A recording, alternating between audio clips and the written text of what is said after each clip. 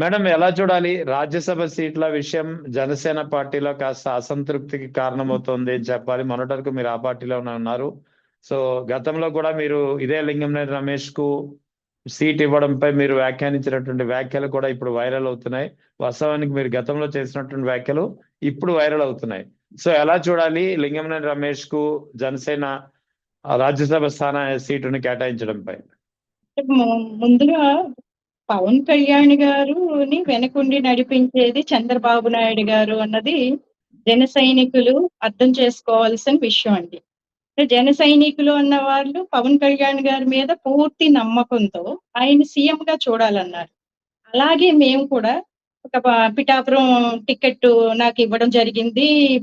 అలాగే నేను పోటీ చేయడం 15 రోజుల కాలంలోనే 30,000 పైచిలకు ఓటు తెచ్చుకోవడం, అలాగే 4 సంవత్సరాల పార్టీని ఇన్ఛార్జ్ బాధ్యతలు మోయడం.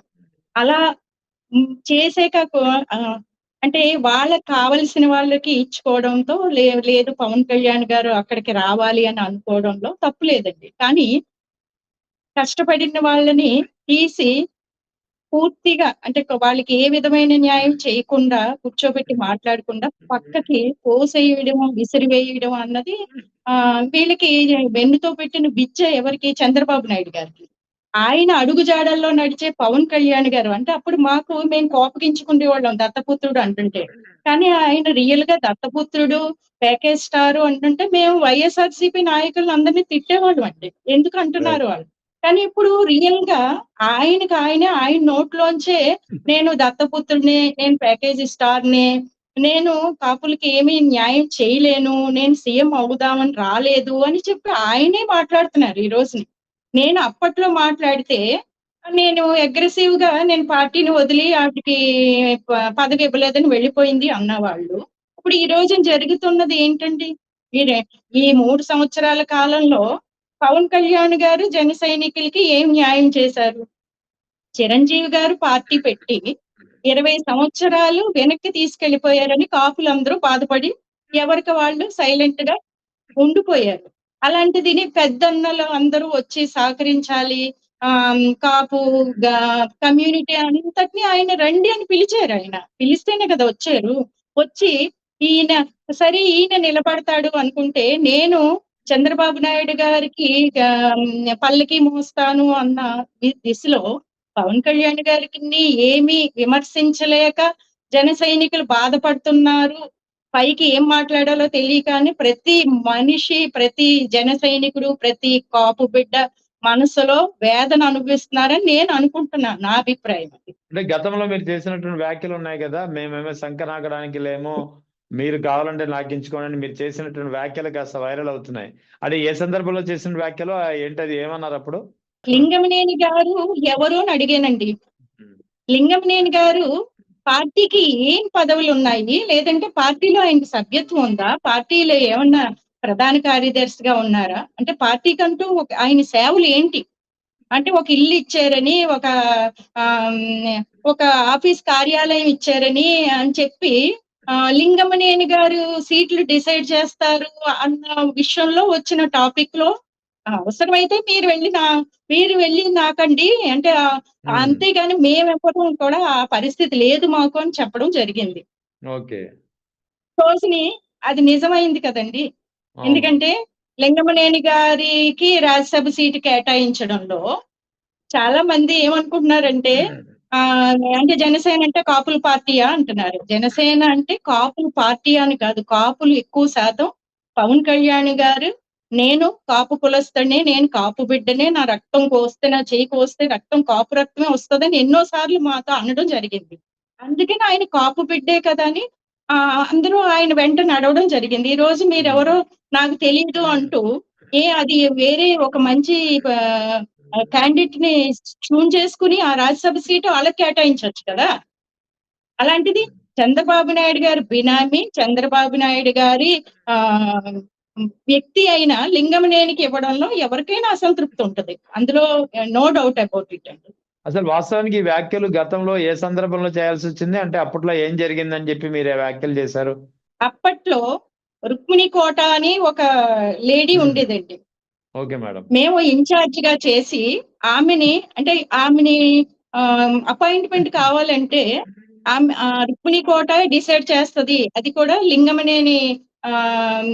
లింగమనేని రమేష్ గారు, ఆయన ఎవరో కూడా మాకు తెలియదు, నేను ఎప్పుడు చూడలేదు. నాకు వ్యక్తిగతంగా ఆయన మీద పర్సనల్ గ్రెడ్జ్ ఏమీ లేదు. ఆయన అసలు నేను కలవలేదు, నేను చూడలేదు. కాకపోతే లింగమనేని గారు ఈ రుక్మిణి కోట అని చెప్పి పదాలు మేము ఆ రోజు వినడం, మమ్మల్ని కనీసం అపాయింట్మెంట్ ఇవ్వకుండా కూడా గేటుల్లోంచి బయటికి పంపడం లాంటిది ఆ రోజు నా ఆగ్రహానికి కారణం అండి. అందుకే ఈ వ్యాఖ్యలు చేశారు అప్పట్లో మీరు? తప్పదండి, అప్పట్లో నేను చేసిన వ్యాఖ్యలు అయిపోయి నేను అవి వెనక్కి తీసుకోవట్లేదు. ఎందుకంటే కాపులు ఎవ్వరు, కాపు బిడ్డలు ఎవరు స్వచ్ఛత కోరుకుంటారు, స్వచ్ఛమైన నాయకుని కోరుకుంటున్నారు. తప్పే ఉందండి ఇందులో. ఇప్పుడు రాజకీయానికి కులాలు అంటకట్టకూడదు, కానీ కుల ప్రసక్తి తీసుకొచ్చేది ఎవరు? ఎక్కువ శాతం ఎక్కువ పర్సెంటేజ్ కాపులు ఉన్నారు గనక, అందరికీ కాపులు అవసరం ఉంది గనక, కాపులు మీరు రండి, నేను ఉన్నాను, మీ వెంట నడుస్తాను అని ఆయన పిలిచారు గనక ఆ కుల ప్రసక్తి తీసుకురావాల్సి వచ్చింది. కానీ రాజకీయంగా కుల మతాలకి అతీతంగా ఉన్నవాడే నాయకుడు అవుతాడు. ఒక కులానికి ఎప్పుడు ఒక కులానికి సంబంధించింది నాయకత్వ లక్షణం కాదు, అన్ని కులాలను కలుపుకుని వెళ్ళిన వాడే నాయకుడు అవుతాడు. ఈ లెక్కన మీరు చెప్తున్నట్టు ఒకవేళ పవన్ కళ్యాణ్ కాపు కులానికి చెందిన వ్యక్తి కాకుండా ఉండి ఉంటే ఆయన వెంట ఇంత పెద్ద ఎత్తున నడిచి ఉండేవారా కాపులు? అండి, పవన్ కళ్యాణ్ గారు, నేను అన్నయ్య ప్రజారాజ్యం, అన్నయ్య కాంగ్రెస్ పార్టీలో కలిపేసినందువల్ల నేను ఇంత కష్టపడుతున్నాను, కానీ కాపులందరూ నాకు సహకరిస్తే నేను సీఎం అవడానికి అవకాశం ఉంటది, మీరందరూ కలిసి రండి. నాకు పిలిచింది ఎవరు? పవన్ కళ్యాణ్ గారే కదా. కానీ ఆయన వెనకుండి నడిపించేది ఎవరు? వేరే ఏ కులం? మీకు తెలియంది ఏమీ లేదు. ఒక వెన్నుపోటు నాయకుడుగా పేరు పొందిన చంద్రబాబు నాయుడు గారు, ఈనాటి ముఖ్యమంత్రి శ్రీ నారా చంద్రబాబు నాయుడు గారు. ఆయనకి వెన్నుపోటు నాయకుడు అన్న పేరు ఆయన పెట్టింది ఎన్టీ రామారావు గారు.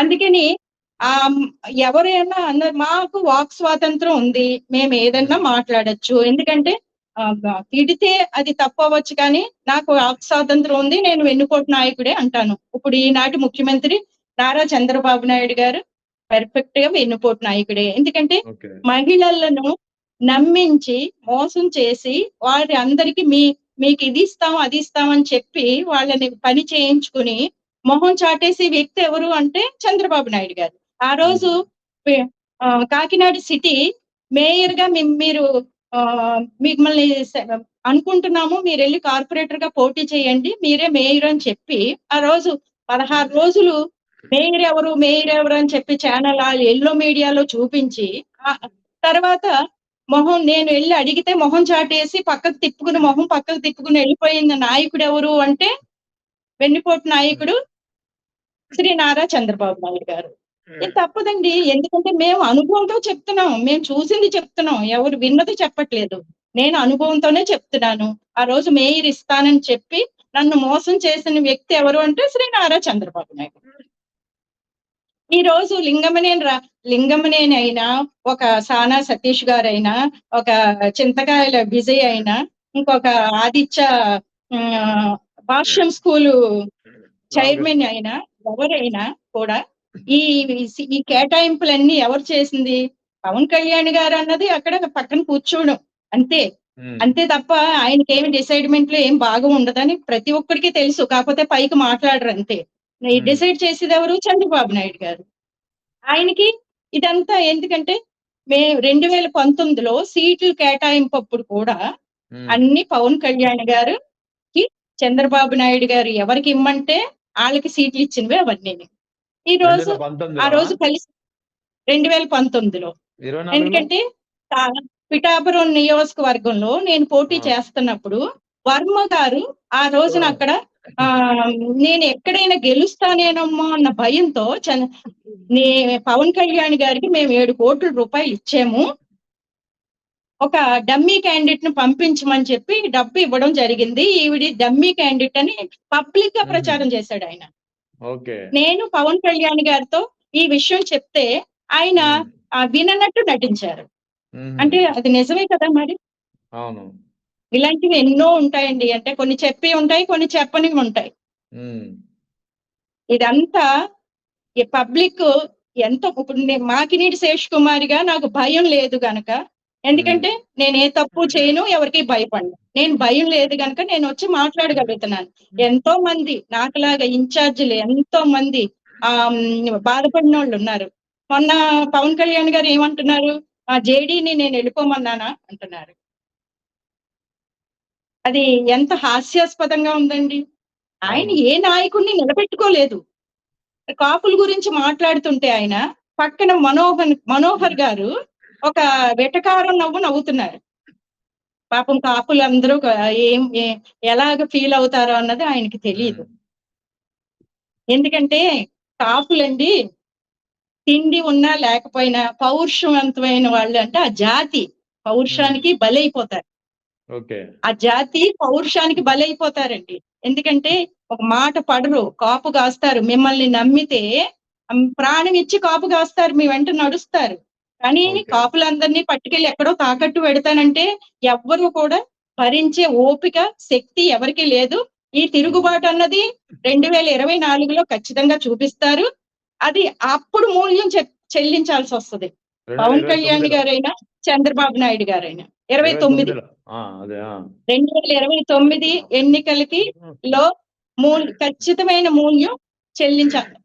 వీళ్ళు తీసుకుంటారు ఖచ్చితంగా, అది చూపిస్తారు కాపులు అన్న వాళ్ళు. కాకపోతే ఏంటంటే చంద్రబాబు నాయుడు గారు మహిళల్ని మోసం చేయడంలో ఈ రోజు వెన్నుపోటుకి 2 ఏళ్ళు అని చెప్పి ఆయన ప్రతి ఒక్క మహిళ కూడా క్వశ్చన్ చేసే అవకాశం ఆయనే ఇచ్చారు. ఎందుకంటే ఇచ్చిన ఏ హామీలు కూడా వాళ్ళు నిర్వర్తించలేదు కనుక. అలాగే ఇప్పుడు కాపులు అన్న పదం అసలు ఏ కులం గురించి మనం రాజకీయంగా మాట్లాడడం. వాళ్ళు మాట్లాడినప్పుడు పవన్ కళ్యాణ్ గారితో ఎందుకు మాట్లాడిస్తున్నారు అంటే, పవన్ కళ్యాణ్ గారు అసలు ఏం ఆలోచిస్తున్నారు, ఏం చేద్దాం అనుకుంటున్నారు. పార్టీ వద్దు అనుకుంటే వాళ్ళ అన్నయ్య గారి లాగా అందులో విలీనం చేసి పక్కకు తప్పుకోమనండి. అప్పుడు ఎవరికి నచ్చినట్టు జన సైనికులు, ఎందుకంటే ఇంకొక 20 ఏళ్ళు జన సైనికులు అన్న వాళ్ళు జీవితాలు తాకట్టు పెట్టేశారు. ఎవరికాళ్ళు వ్యాపారాలు మానేసి పవన్ కళ్యాణ్ గారు ఏదో ఉద్ధరిస్తారని చెప్పి వాళ్ళ జీవితాలు పవన్ కళ్యాణ్ గారికి తాకట్టు పెట్టేశారు. వీళ్ళందరి జీవితం ఇంకొక 20 సంవత్సరాలు వెనక్కి వెళ్ళిపోతుంది అన్నది వాళ్ళకి ఆలోచనలో నెమ్మదిగా ఆలోచన మొదలైందని నేను అనుకుంటున్నాను.